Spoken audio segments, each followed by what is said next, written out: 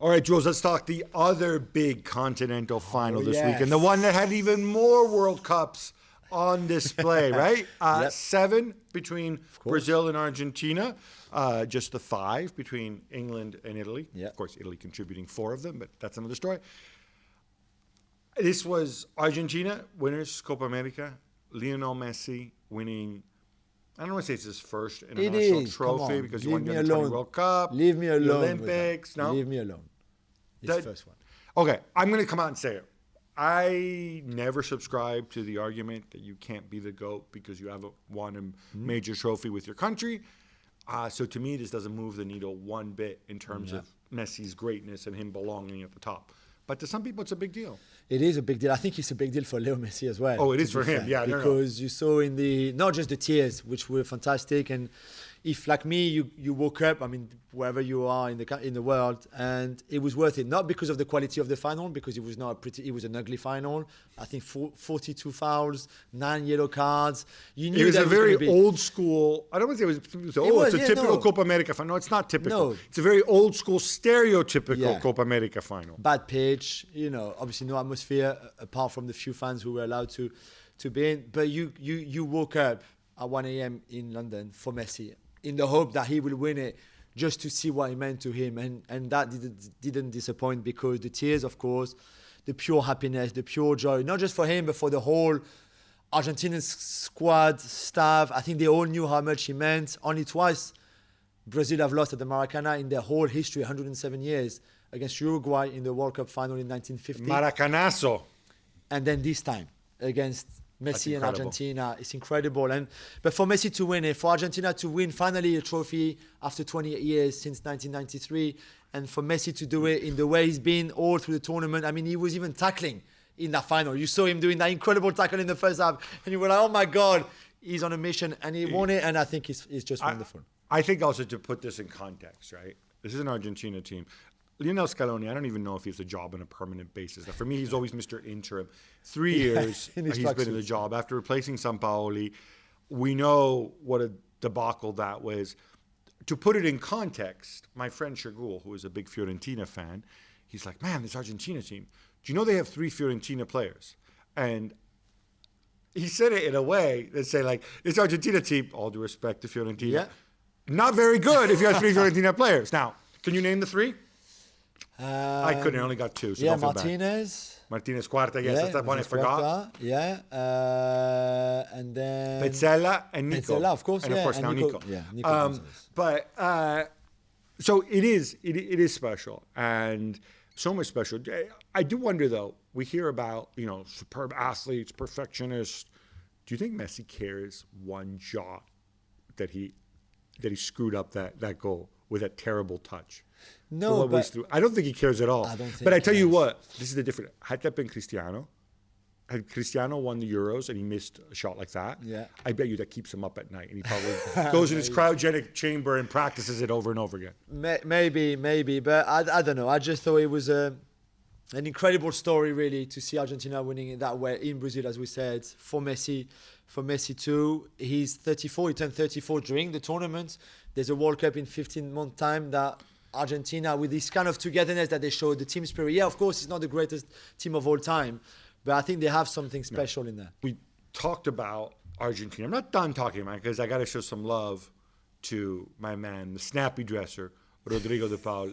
that pass to Di Maria, that was special. Yeah, although Renan Lodi makes a big mistake. He gets lost, but still, come on, man. It's great. But the Paul has been fantastic through the whole tournament. That midfield, Lo Celso the same. So some friend of mine said I'd forgotten he was playing for Spurs because I've never seen him play that well for Spurs. maybe now, maybe he would play now like that kind of level. But yeah, you're right. Rodrigo de Paul was special. Wait, who's the Spurs manager now? Nuno. Ah, yeah. You think he's a natural fit with Giovanni Lo Celso? I was going to say, I'm not sure how compatible that is. Yeah, I wouldn't be surprised if he's on his way, personally. The Brazilians complaining about the fact that the Argentines were very, on the ground a lot, moaning and complaining, and Chichi was not happy and Thiago Silva was not happy. Okay, maybe, but as we said, it was an ugly final. Once they took the lead after 22 minutes or 23 minutes, you knew the way Argentina were going to try to control that game and deal with that game. But I didn't think Brazil did enough anyway. I'm not sure that Neymar can play as a sort of forced number 9 or even a number 9. Why is he playing so advanced, so central? Richarlison, I'm not a big fan when you've got Firmino on the bench. Okay, Gabriel Jesus was suspended, which is a big blow. But still, there's a lot of things that Chichi could have done better or differently. Everton, I mean, what's the point of Everton? Well, what did he do in that final? Nothing. Everton are a historic club. They're the oldest club. No, Yeah. Just kidding. That's the only good thing there. I do think a guy like Everton in a game like this, providing that sort of width, But no dragging cutting the edge, fullback. though. No cutting edge. There's nothing that he does that brings something, creates something. I'm not that hard on him. I think it was just more. I think the occasion got to them, and I think this is disappointing as well. I'm a big fan of Chichi, as you know. Yeah. And I think he had everything planned for Gabriel Jesus in his head, and for his movement more so than Firmino, the other options, and he didn't adjust, and I think the early goal took the sting out of them. I also think I don't want to blame Neymar because he gives you so much and tries to do so much and whatever, but Brazil totally lost their shape and their edge at the physicality, and you can say, oh yeah, but Argentina are too physical. It's fine. Sorry, Brazil, you're incomparable. You play the South American qualifiers continuously where every time you go to Paraguay, to Uruguay, to Peru, you're going to get lumps kicked out of you. Everybody's gunning for you. You're the biggest scalp in South America because you are top of the pile, because you are Brazil, because you are the Penta. So you can't use that as an excuse. It's coming. Yeah, I agree with you. You're playing freaking Argentina, So I don't buy into that. I did feel at the end, I was surprised to see Neymar. If you haven't seen it, he's on his knees. It looked like he's praying and crying at the same time. I don't know if he was asking forgiveness to his creator or what. Emotionally, this guy, whatever else you think about Neymar, this guy is emotionally invested. He is. And of course, they won it 2 years ago in Brazil with fans. And he wasn't there because he had that ankle injury. So I think in a way, in his mind, this was his Copa America. This is the one that he had to bring to deliver to the country because he was not there 2 years ago. And I think a bit like what we were saying with Messi and the national team, there's still a bit of an issue with Neymar and this Brazilian national team because he is not the one who's delivered a World Cup or a big trophy. It is, Gab. It would be the record of Pelé of the most goals scored. He will get there because he's only 28 and he's only he's 7 or 8 behind. So he will get there. But I still think in terms of what he's brought through the years to this national team and the way the country sees him with the Auriverde shirt, it's not at the top there yet. And I think he put a lot of pressure on himself before the final to finally deliver it. And he failed again. And I think you can understand the tears. Then there were smiles with Paredes and Di Maria and Messi as well, of course.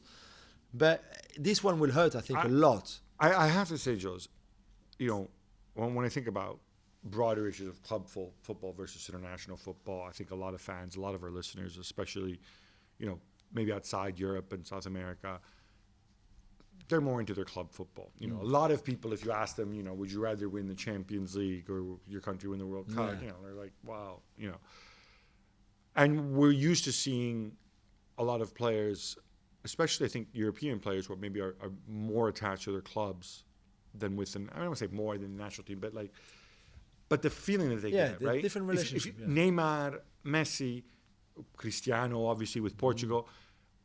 These guys have won everything. They have all the money. They have everything you could ever want. And I don't want to say like, hey, why do you care so much about this, right? I never see them, or rarely see them get this broken up about failure with their clubs.